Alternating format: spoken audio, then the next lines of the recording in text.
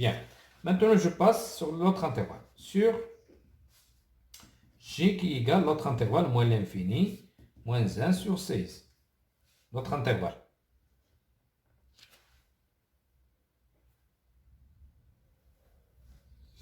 Ou bien, il n'y a pas de problème si je ferme l'intervalle. Sur cet intervalle. Même chose, je, je prends deux éléments A et B appartiennent à J, d'accord, tel que A inférieur à B. D'accord, comparons G de A et G de B.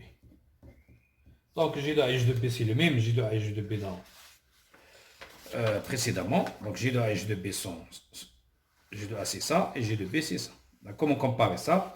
Donc on fait la différence. Parce que cet intervalle contient des nombres posés. Cet intervalle. Ah oui. Ici, oui. Si je peux travailler, par exemple, je crois, oui, je peux travailler ici sans utiliser la différence. Sur cet intervalle, oblige la différence. La différence ou bien le taux de variation. C'est-à-dire une autre méthode. Cette méthode n'est pas valable. Mais sur cet intervalle, il contient que les nombres négatifs. Donc, je peux faire cette méthode. D'accord? Je peux faire cette méthode, la différence. Il est valable. Je peux faire aussi la première méthode qui n'est pas valable dans l'intervalle précédent. D'accord? Pardon. Donc, je peux utiliser soit, s'il vous plaît, un verre d'eau, soit un feuille B. Donc, pardon, je bois de l'eau.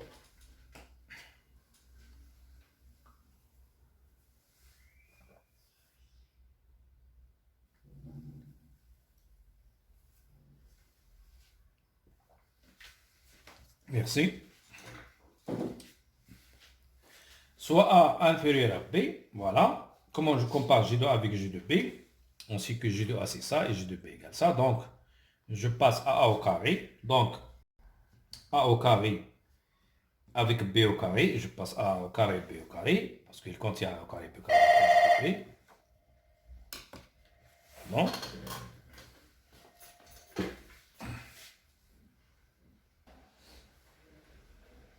Bien. Donc, soit A inférieur à B. Je vais comparer G de A avec G de B. Donc, je peux passer à comparer A au carré, B au carré, parce que A et B sont tous les deux négatifs. Donc, j'ai le droit de comparer A au carré, B au carré, puisque tous les deux sont négatifs, parce qu'ils appartiennent à cet intervalle. Donc, A au carré devient supérieur à B au carré. D'accord? Je multiplie je vais comparer G de A avec G de B. Donc, je multiplie par 8, ce qui implique donc 8A au carré, 8B au carré, supérieur à 8B au carré. 8A au carré supérieur à 8B au carré. C'est bien. Voilà. Voilà. Donc, je ne peux pas ajouter 8. Si je veux ajouter 8A au carré plus A. D'accord? Je trouve qu'il est supérieur à 8B au carré plus A. Donc, si j'ajoute ici A, il faut ajouter ici A. Ça, c'est bien. Ça, c'est J de A. D'accord? Ça, c'est bien. C'est J de A. Mais ça n'est pas J de B. C'est différent de J de B. D'accord? Donc, cette méthode aussi n'est pas valable sur cet intervalle, même si A et B sont négatifs. D'accord? Donc, c'est nécessairement, pour comparer A et B, nécessairement de faire la différence ici. Donc, cette méthode aussi n'est pas valable sur cet intervalle. C'est bien. Donc, j'ai trouvé un problème.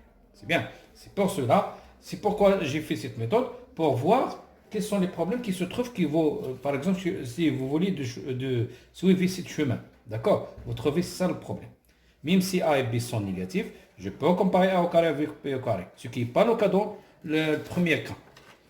Ce n'est pas le cas dans le premier cas. Mais ici, je ne peux pas comparer A au carré avec B au carré parce que A et B peuvent être négatifs et positifs. D'accord?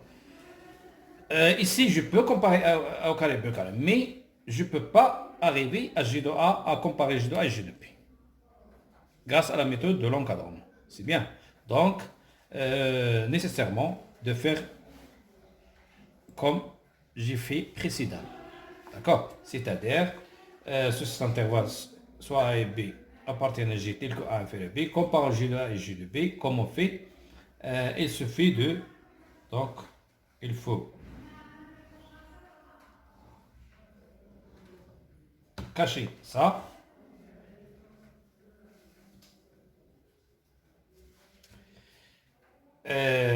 Voilà, donc compare G de A et G de B, je vais comparer G de A et G de B, donc je fais la différence. On a G de A moins G de B, déjà calculé, G de A moins G de B, déjà calculé dans la question précédente, et donc A moins B fois 8A plus 8B plus 1. Bien. Bien.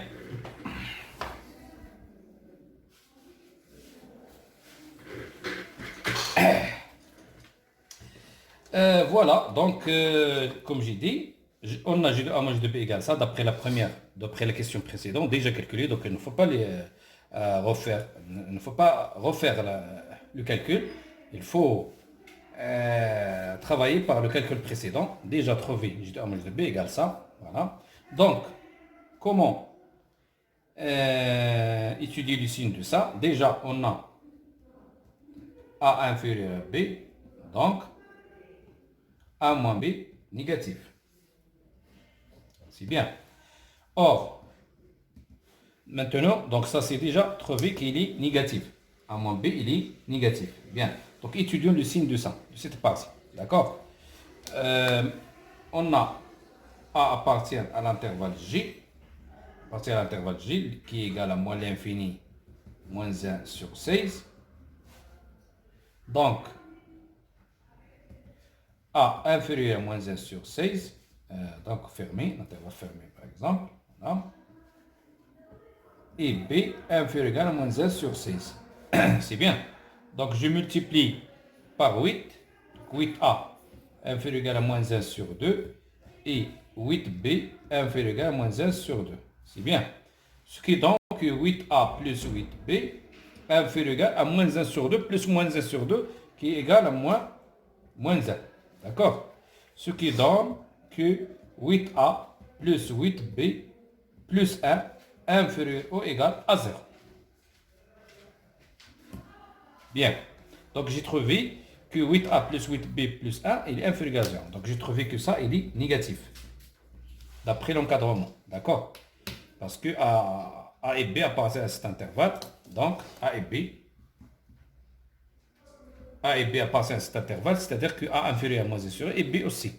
Et je multiplie par 8A pour trouver cette expression. D'accord? Les techniques d'encadrement de cette expression, je trouve que cette expression il est négative. Donc ça, négatif, et ça, négatif. Négatif fois négatif, qu'est-ce qu'elle donne? Elle donne que ça, il est positif. D'accord? Ça, c'est, je crois, c'est la page 12. C'est la page 12. Voilà. Je passe à la page 13. Page 13. Donc, qu'est-ce que j'ai trouvé? J'ai trouvé que G de A moins G de B positif. Donc, G de A supérieur à G de B, car la différence est positive. Ce qui donne que G est strictement décroissante. Parce qu'on a fait le départ de A inférieur à B et nous avons trouvé G de A supérieur à G de B. Donc G est strictement décroissante sur l'intervalle J. Sur l'intervalle J. Voilà. Et l'intervalle J, c'est quoi? C'est moins l'infini, c'est l'intervalle moins l'infini, moins 1 sur 6. Bien. Il est décroissant, strictement décroissant. Bon. L'autre question. Après étudier le sens de variation de J sur ces deux intervalles, la question précédente, la suivante, c'est donner le tableau de variation de J. Donner le tableau de variation de J. C'est bien. Donc le tableau de variation de J, c'est celle-ci. tableau de variation de G. Tableau de variation de G. C'est quoi? Tableau de variation de G. Voilà le tableau de variation.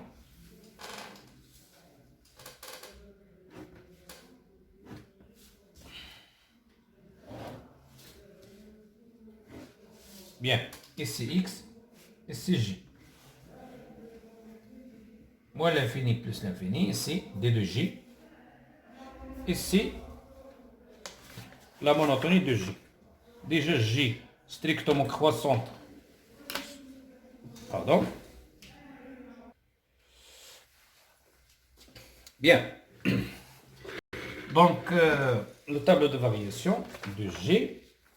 J'ai déjà prouvé que J, il est strictement croissante sur l'intervalle I. Sur l'intervalle I. Et l'intervalle I déjà, c'est-à-dire moins 1 sur 16 plus l'infini. Donc, moins 1 sur 16, donc voilà, moins 1 sur 16. Sur l'intervalle moins 1 sur 16 plus l'infini, c'est l'intervalle I. Déjà prouvé que la fonction G est strictement croissante. D'accord? Parce que I, c'est quoi ça I?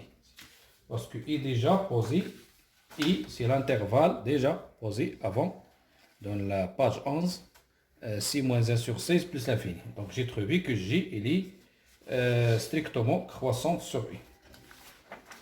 Croissante sur I. Cet intervalle, il est croissante. Voilà.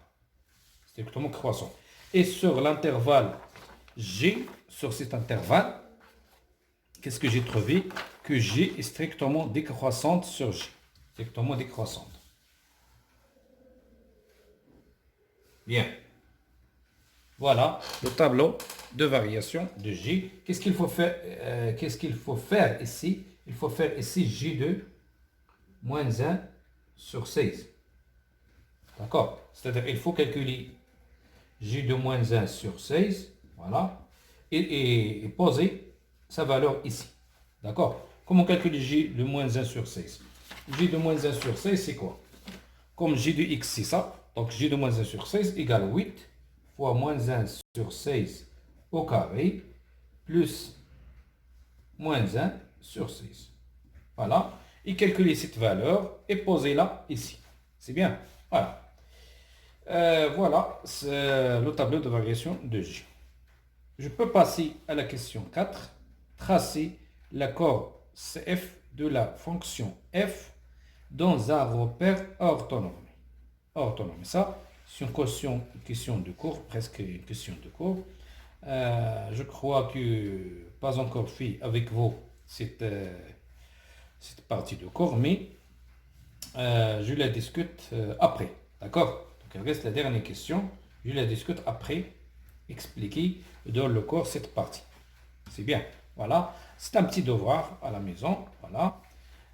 On peut donner d'autres devoirs contiennent des questions très difficiles. Bien. Et merci de votre attention. À la prochaine vidéo pour suivi des vidéos concernant le cours, des fonctions ou bien les cours suivants. Bien. Et merci de votre attention.